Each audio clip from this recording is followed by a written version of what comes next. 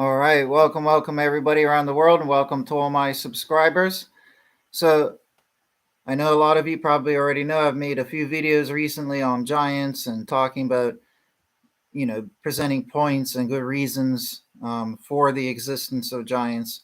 I'm not here to repeat those things here today, so don't worry. This two new things focus topic for this video. So, the introduction, very quickly. Science is very firm in its stance that ancient giants is just a silly legend and myth, and that there's no reality to it. Science says that giants didn't exist ever, they don't exist, and that giants are impossible biologically to exist. Okay? So they make those two claims, they're very firm to it, and they think basically that anybody who believes in ancient giants is deluded. So, but all of their reasoning, because I looked into this, what is their reasoning for why giants couldn't exist, giant people, okay, and that there. So basically, what it comes down to, one point is the square cube law. So I've heard this thrown around a million times. Oh, it's impossible for humans to be, 10 feet, 20 feet plus tall, or whatever, because, or even 9 feet tall, because of the square cube law.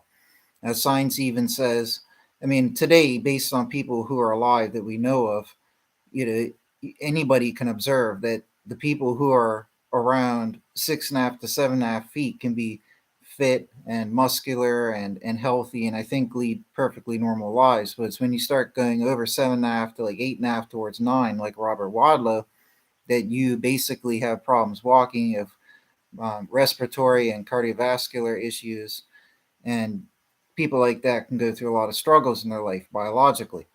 So, I mean, that's based on what we can see around the world now, right? So science says, oh, the reason why we see this is because it's impossible for humans. And remember, we are our own branch or species or whatever you would call it of Homo sapiens, and maybe the giants are a different branch, or you know what I mean. So just keep that in mind there, right? But looking at the fellow Homo sapiens now, yeah, it looks like we're not really designed to go over 7.5 feet tall. That's understandable. But we're talking about ancient giants, not current giants, right? And I'm not getting into Bigfoot. Maybe if Bigfoot's real, that it's a remnant somehow, or somehow related genetically to these ancient species of giants. But I'm talking about ancient giants. Forget recent, forget modern, especially not future. We're talking about ancient giants, okay? And I'm here to try and debunk the two main points that science makes: that ancient giants never existed, and that biologically it's impossible for them to exist, okay? So the square cube law is very complicated to explain. I'm just going to read one little quote, and trust me, I would have to read like a page of information for it to make even any sense to people, and it would still not make a lot of sense to most people. It's very confusing. But here's a quick sentence. When an object undergoes a proportional increase in size, its new surface area is proportional to the square of the multiplier, and its new volume is proportional to the cube of the multiplier. Now, that's not going to make sense to the average person. So the point is, I mean, these laws of physics and all that, they are real. But the thing is that the square cube law is something that's like universal. Okay, it applies to like all these other things in science. When you start talking about biology, okay, yeah, the principle, that cosmic law exists, that because it's a mathematical law, right? It's just a principle of how maths and physics and 3D shapes and all that work. It's got to do with surface area and volume. Um, it's just very complicated to explain. But what it comes down to is that in the case of biology, if you were to take a creature, and there's a key word coming here, if you're to take a creature and scale it up, you know, instead of shrink it, the reverse, like I don't know what the reverse of shrink is, right? But if you were to magnify, like grow, make it larger, make that thing itself larger, then it would have severe biological repercussions, because it would not be able to withstand forces and pressures in the muscles and the bones. Um, Science says the bones would break. It's just not capable. So basically, the gist of it is science says that giant humans are impossible to biologically exist, because that anything over 9 feet tall, the bones, the muscles, probably the organs, the lungs, the heart, they're not going to be able to support the body because of the size, and just the way they present it, they say it's impossible to exist. Now, we see a slight problem here, and I didn't have to go deep into the square cube law, but that's the basis of it, right? You get too large in terms of a biological creature, then um, the proper way to term it is, if you take a creature and if you were to scale it up larger, it it is unfeasible for it to exist at that type of size. But this is the key thing: what the science says, what the law says. The principle is a cosmic law, so to speak, whatever you call it. That's the way I like to call it, right? Because it's a law of physics prevalent everywhere, not just on this earth. It's not just in the minds of man. Like, these are actual, like cosmic principles. So they cannot be defied. However, should they be applied? Now, well, sorry, let me watch how I word that. They are universal, right? So, in a strict, actual, literal sense, they do apply to biology and to creatures. But the thing and the reality here is that we're not talking about taking a person and putting them in a reverse shrinking machine and making them get bigger. Okay, nor are we talking about a species of the current Homo sapiens as we know them, okay, just being bigger, or any other known ancient species of Homo sapiens or otherwise. So we're not talking about Neanderthals. You take a Neanderthal, which wasn't, I mean, they're a separate branch, and reverse shrink them and make them bigger. We're not talking about any of that. We're talking about a race or races of ancient giants. This is a different branch. So we're not talking about taking one of us and making us bigger, or making a Neanderthal or Cro-Magnon bigger, or a Homo erectus bigger, or a Meganthropus bigger. We're not talking about doing that. We're talking about a human-like creature in that I don't know the scientific terms. I'm not a scientist, right? But in that genetic family of humans, humanoids, okay, even if they're more archaic than us, if they were in a side branch, maybe they're a more archaic branch, you know what I mean, before Homo sapiens or Neanderthals. But I don't know, so I'm not going to speculate. We're talking about ancient giants here who are most likely, and very well could be, and it should be considered, that they were a separate branch. Now, being a separate branch, it is not fair to say that they cannot attain 9, 10, whatever, 15 or whatever, even maybe in some cases 20 feet tall, let's just say. But hypothetically, the square cube law doesn't apply at all, because if you're talking about a creature that through its evolution is designed to be that large, okay, then there is no problem with it being that large. We're not talking about Godzilla here. We're just talking about giant humans, 10 feet tall, maybe 20 and plus, right? We're not talking about hundreds of feet tall or anything crazy like that there, right? But at the end of the day, if the creature has evolved to be that large, then it will be that large and live a proper biological life as it evolved to do. Now, ocean creatures can get larger because of how water, you know, again, I'm not a scientist, so I can't word it all fancy. I'm sure some smarty pants will call me out if I try to word it properly. But if you're in the water, you can grow bigger. There you go. That puts it simpler. On the land, you're more subjected to gravity. That's putting it simple. Okay, so they argue that land creatures can't get as big as ocean creatures, or it's easier for ocean creatures. It's more viable for ocean creatures to get larger, right? Now, but what I never hear in the same sentence here is them saying those things like, oh, a giant human couldn't exist, and ignoring the fact that it could be another branch which evolved to be that big and could be that big, like their bones, their cardiovascular system, their organs are bigger, maybe they're different, maybe they operate a little bit different. You know what I mean? Everything. Their bones could have been light and porous and full of air pockets. All these different things in ways they could have evolved to be that large. There's no reason why that's not possible. Okay. But the scientists ignore all of this stuff and just say it's impossible for us humans to have been large, and therefore there couldn't be any ancient races of giants. That's not really a logical statement. And it ignores the reality of dinosaurs. Okay, now dinosaurs, as we all know, I grew up a little dinosaur nerd when I was a kid.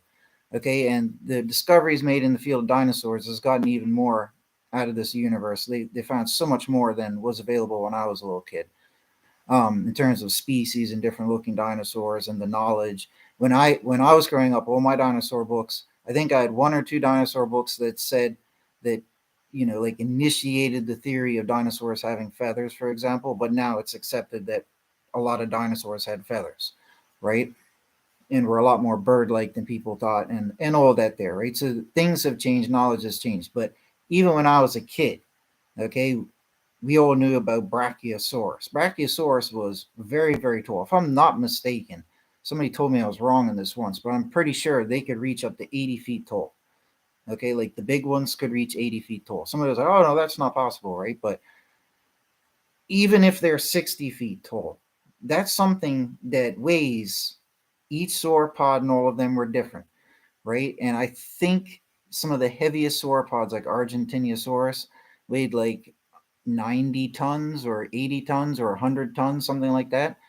But in either case, even if, just to play it safe, we're talking about something that weighs 10, 20, 30, 40, 50 tons, and it's 50 feet tall, 60 feet, that is still astronomically huge. It's very tall, it's very heavy, it's very huge. They're very long creatures as well, 100 feet long for Argentinosaurus, if not longer. Okay. And Diplodocus had a neck that was like whatever it was. I don't know. It has the longest neck of all the dinosaurs, right? Maybe 30 or 40 feet, something crazy. And a lot of these huge sauropods had very, very long tails. Like their tails and their necks made up a huge most of their body, right? So you're talking about very, very tall, heavy, and long and large overall creatures, astronomically large. Now, if we were to have a human, okay, 10 feet tall, that human would probably only weigh like 1,000 pounds, 1,500 pounds, at most 2,000 pounds if they're super bulky. I don't know, right? But the thing is this, like I said, they could have had very porous and airy bones to help reduce the weight. That's what dinosaurs had. Okay. Now, and that could have been part of their evolution that helped, facilitate their larger size. You know what I mean? To nurture, them actually being and becoming and evolving to be huge creatures, huge apex predators that would domineer the landscapes, right? In their time, the ancient giants, just in the same way that it did with the dinosaurs. But a 10-foot person is going to be less than 2,000 pounds, right? 2,000 pounds is 1 ton. We're talking about dinosaurs that reached, even if you're talking about, okay, well, their neck is thin and their head is small and it's the bulk of their body is only like 20 feet off the ground, whatever, right? That's still is bigger or as big as the giants we're trying to argue once existed, right?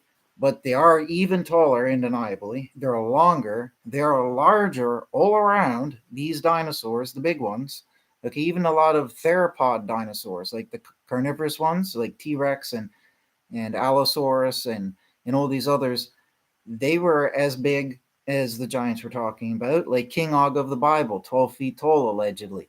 That's a T Rex. So it's not impossible that that a bipedal creature could reach that height, because T Rex, I don't know offhand, I can't remember how much they weigh, but they're like a few tons or whatever. That's as much as a 10-foot tall person would weigh, probably 2,000 pounds. A 15-foot tall person, maybe they'd be a few thousand pounds, 4,000 pounds, something like that. But it's still in the ballpark of creatures that once walked the earth and did verily exist. Okay? And dinosaurs are proof that the square law principle, yeah, it's true. It exists. It's a universal law. But does it apply in every single case that you want to think about? If you're talking about a creature and, oh, I'm going to make it larger, oh, it's unviable when it's larger. Yeah, okay, then that's fine. But when you have a creature that's evolving and it evolves to be a large creature over time, that creature is viable whether you like it or not. And that's the reality here. We're talking about the prospect of an ancient and separate branch from Homo sapiens and Neanderthals and all the rest that we know about, an ancient branch who as yet we don't have, fossil remains of, right? But bear with me, another separate ancient branch. And there's no reason at all why they could not have evolved to been big like that. And it does not defy the square cube law whatsoever. And that brings me to my next point. Point number 2 is the absence of fossil remains does not disprove that they existed. Okay, now it's easy to say we're in the modern age and we've looked everywhere, we've dug everywhere, we have fancy equipment and this and that there, right? I can never pronounce the name right, but Globy Pateki, Tepeki, whatever you call it, that stone circle thing they found over in Turkey or wherever it was. This thing was buried in the sand with the little tops of the rocks sticking out. People thought it was a graveyard or cemetery for the longest time. They ignored it. It's only when they started to dig or something happened, they realized, oh, it's this massive ancient civilization from like 12,000 years ago. And it's like super famous and important now, right? So the older the things are, the further back in time you go, the more buried and hidden and lost to time they get. That's putting it simply, right? So if what we're saying is that there was, according to all the traditions around the world, a race of ancient giants or races of ancient giants that inhabited the earth before and even alongside humans, everybody pretty much agrees they were going extinct by the time humans were like inhabiting their lands. Well, now the cat's gonna start meowing. But maybe I can finish up real quick. Hold on, Kitty.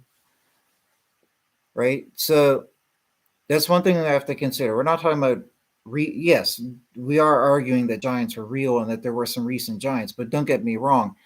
The recent giants, even in the Bible with Moses and such, which was let's say around 1300 to 1500 BC, they were fighting against giants and such. But those giants were said to be the remnant of giants. Like giants were dying out. Like all the tradition from around the world collectively agrees that giants were before humans and they did live alongside humans, but at that point they're basically going extinct.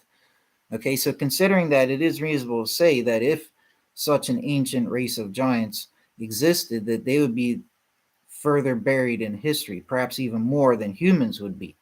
Okay, and we don't find a lot of fossils. Like it's very hard for a creature to become a fossil, right? So we're not really looking for remains of giants because they primarily existed in ancient times, right? So we'd be looking for fossils, right? But it's very hard for things to become fossilized, right, or to be preserved over time. Like a very small percentage of things becomes fossilized. You have to be in the perfect conditions for it. I'm not a scientist, right? But for example, a dinosaur dies, flops out on the ground, in a million times that might happen and they never get fossilized. But you might have a few times where it flops down in some wet mud or whatever it might be, and then it gets stomped over by, some bigger dinosaur, pushed down into the ground, and then over time, it's compacted around it and it just gets preserved and it's airtight and all the perfect chemistry conditions, and then it turns into a fossil, right? Hold on, Kitty, just one sec. Right? But it's very hard and rare for that to happen. Even if they do fossilize, they might get damaged or moved, right? So it's hard for fossils to occur. You know what I mean? It's hard for them to occur and hard for them to be preserved over such vast periods of time because fossils are very old and the earth goes through a lot of changes and people dig up things and animals dig up things. And, earthquakes happen and volcanoes erupt and sea levels change and all of that. And that's why they find sea creatures, fossils on top of mountains and all of that there, right? Things change on the earth. So if we're talking about a real ancient race of giants, we don't know how old. It would just be theoretical, right? How old they actually go back to, hundreds of thousands of years or tens of thousands of years. They must have evolved from something or originated from something. My point is, we don't know how much time to go back, but we do know that it probably does go back at least 10,000 years plus. Okay. And just like Globy Pateki or whatever you call it was right there under everybody's feet, in front of their eyes the whole time until whenever they unearthed it in the last 100 years or whatever it was only then, right? So things that old, as much as recent as 10,000 years ago, can be right under your feet. You can even be seeing the tops of it, and you might not even know what it is. That's a direct example.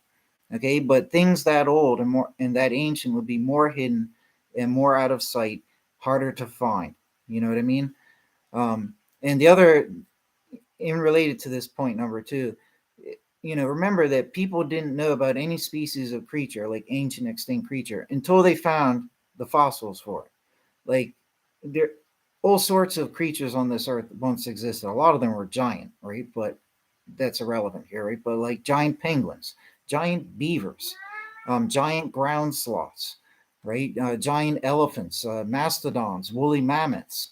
There's this creature I always liked when I was a little kid. Hold on, kitty.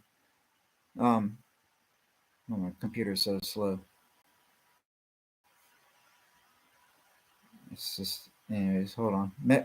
Megafauna, right? It was called Paraceratherium. Well, that's good enough. We don't need to say the second name, but Transortoralcium. So Paraceratherium, right? So it lived during the Pleistocene, however you pronounce it, and it was about 15 to 20 feet tall. It was like a weird.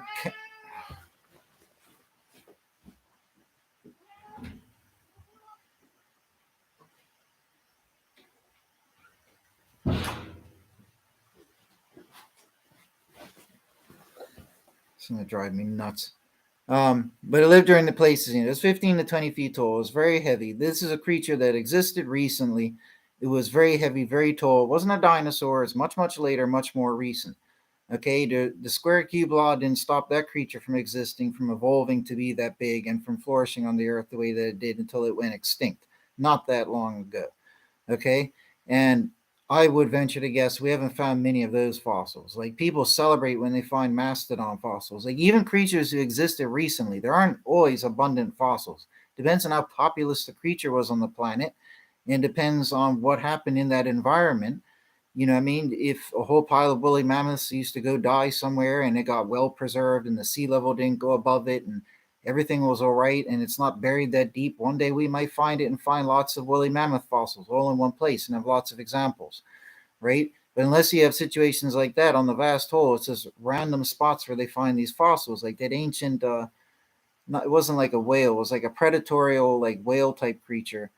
I think it was like the biggest ichthyosaur, and it was like 80 feet long. It was like something mind blowing, or it was like a predator whale. I mean, they found different ones, right? There was a giant ichthyosaur. I think it was like 65 to 80 feet long. It looked like an ichthyosaurus, but just like ridiculously huge. And they found like this giant predatory type whale. It was the heaviest whale that ever existed, but it wasn't bigger than a blue whale in terms of length, right? But they found that skeleton, that fossil, on top of a mountain. I think both of those, right? Didn't even know they existed until they found them, right? So in that very example, every one of these ancient creatures that existed, we didn't even know they existed until we found the fossils. And some of them we only have one fossil of, and they might even be like a bone or a jaw. We don't have the whole thing. Like Meganthropus. We didn't know Meganthropus or the Flores hobbit existed until we found their fragments, right? In a lot of cases, we don't even have whole skeletons of things. So you it's not right for science to come out and say that ancient giants didn't exist, because no, okay, you can't say that they didn't exist, right? If science had classically always come out and say that, oh, it's possible that ancient race of giants, just like people say around the world, did once exist, but they would have to be a different branch of humans and have to, that's a perfectly plausible thing that they could have said, but they never said. Instead, they always portrayed the belief of giants like some form of delusion. So they say, "Oh, it's ridiculous. You can't be over 8 feet tall," and blah blah blah blah blah. They never put a more reasonable perspective on it, like I'm trying to argue for in this video here. Right? There's no reason at all. Even if the giants we're talking about were only 10, 12, 15 feet tall at the most, even still, okay, and maybe some people around the world in their ancient tales exaggerated them, whatever, right? 10 feet tall is still pretty cool. You know what I mean? 12, 15 feet tall is still pretty cool. It's still pretty menacing. You know what I mean? They can still lift and move all those big blocks that mystify us around the world. But at the end of the day, we won't have proof that they exist until we won't know that they exist until we find skeletons of them. So anyways, there we go. That's my 2 points for the video. 24 minutes. I'll leave it under 25 minutes. I have another video that I want to make right after this one here, focusing on dolmens, why they're another great piece of proof. I just didn't want to lump them all into one video and make it too long. And good to see you guys. Welcome, welcome. Hmm. Ah. Yeah, there's a lot of other things. I considered atmosphere in ancient times and how things got bigger and all of that there as well. But that's why also, but I wanted to keep it to those two simple things for this video. But what I mentioned about like the recent megafauna and all that, and Gigantopithecus. But there you go. That's a creature that stood. Well, mind you, went on all fours, was only about 6 feet or 8 feet tall or something. But when it stood up, it was 10 to 12 feet tall. Um, that's another example. And they lived, I think, 10,000 years ago, between 110,000 years ago, something like that. Between 100,000 and between 10,000 years ago, in that recent range, just like these other various megafauna from like the Pleistocene and all that. So those are recent creatures that are quite big, and they didn't need a massive atmosphere. So it's perfectly reasonable for 10-foot tall giants or even 15, 20-foot tall giants like that Paraceratherium, whatever you call it, to exist. Absolutely no reason why they couldn't. And these giants may have been more ape-like or primate-like or whatever.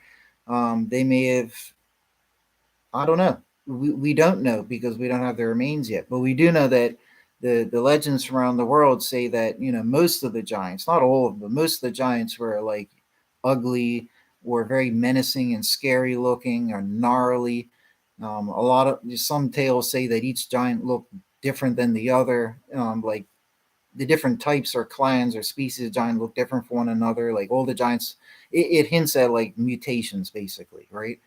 And we do have accounts of all these giants having mutations, like Cyclopia, where they have one eye, or extra heads, or extra arms, or even missing limbs in the case of some giants, or malformed limbs, or backwards facing limbs. Not in the case of giants there, but um, different types of mutations. But anyways, I'm going over 25 minutes. Anyways, that's it for this video here. But hopefully I'll be able to make my video on the dolmens next. So, hmm.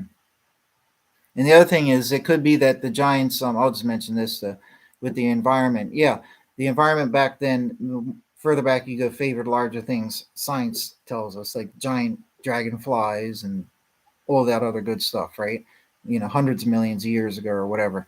So as time, it probably fluctuated up and down, right? But generally speaking, it favored big things back then, and generally speaking, went downhill towards now, where it favors smaller things. Just generalizing, right? At some point, we don't know when exactly, the giants existed, right? Could have been millions of years ago. We don't know. Could have been tens of millions, maybe. Even if it was us hundreds of thousands of years ago, like more recent humans. If that's the scenario, well, whatever, right? We don't know when it happened, right? But if whether it was millions or in hundreds of thousands, because we're on the downward slope, it's most favorable for large things at the starting point. It's least favorable at the end point. We're just generalizing, but you have a downward slope, right? In reality, it's got fluctuations, right? And it's not steady, of course, right? But going down the slope, it becomes less favorable for giants, but it's still favorable, but it becomes less and less favorable. So even as you go down that slope towards current time, we are probably talking about hundreds of millions of years and all of that there. But as you go down, it's still somewhat favorable for giants. But that would explain why they were going extinct and they preceded man, because their biology, they evolved when the Earth was more favorable for that. Now, what would make a sudden change? Well, an asteroid attack and all of that there, you know what I mean, from space could suddenly change the Earth, make all those atmospheric changes happen, which would suddenly make it less favorable for large things, right? And that would cause that hiccup in their evolution. Like their evolution was going so well, they're so big, and then bam, the Earth gets struck, and then everything gets screwed up, and then oh no, things that are really huge start dying off because it's not really favorable for them. So all the smaller giants would have survived that cataclysm, and then you know what I mean. And to that effect, there you just have like remnant branches of giants who just probably get progressively smaller and more reclusive and whatnot over time, which would fit with what like the world legends say. So that's pretty cool. But anyways, that's it for this video here. Take care, folks. Thank you for coming by. Like I said, hopefully I can make that next video within the next 10 minutes.